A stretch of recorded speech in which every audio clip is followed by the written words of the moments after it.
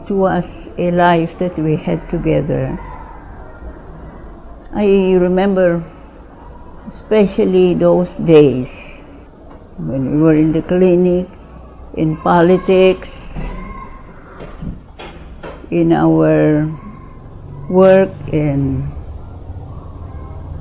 in our profession. He was a lay leader, and he was given a papal award in the night of St. Sylvester.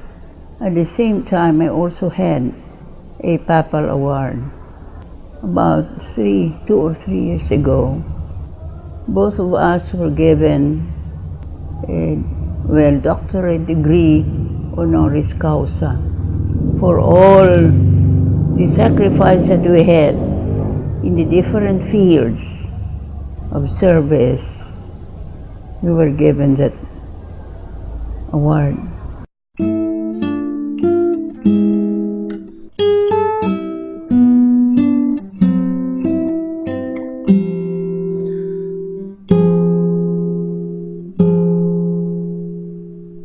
We have been always grateful to the Lord for everything that we did.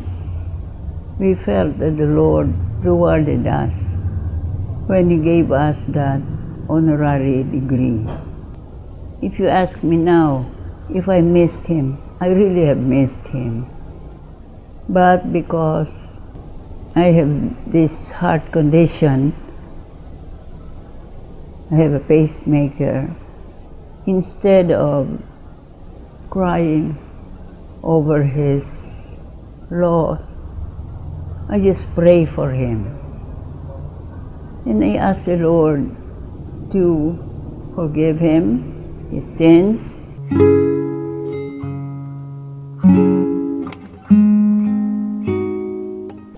I never forget to pray when I wake up early in the morning, to thank the Lord for giving me again a new day. Many complain that the salary that is given to a teacher is not enough. But I've never complained about it, because I say rewarding when I see my students graduate very successful in their profession. I already am happy.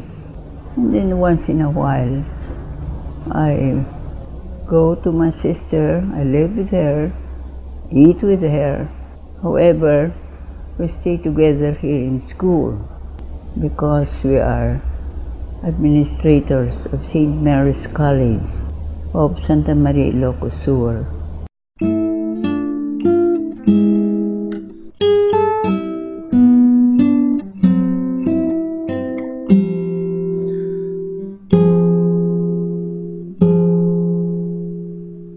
I've been a teacher since I was 16 years old. That was in 1940.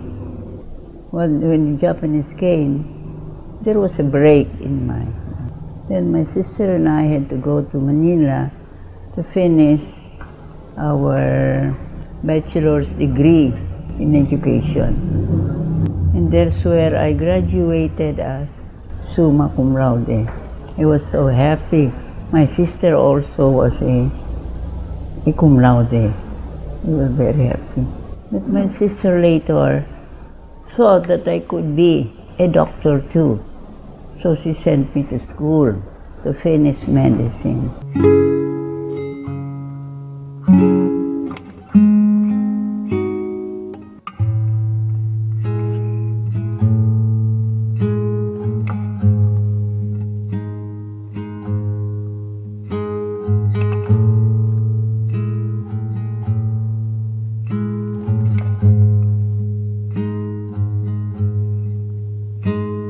Their expectations of me came out.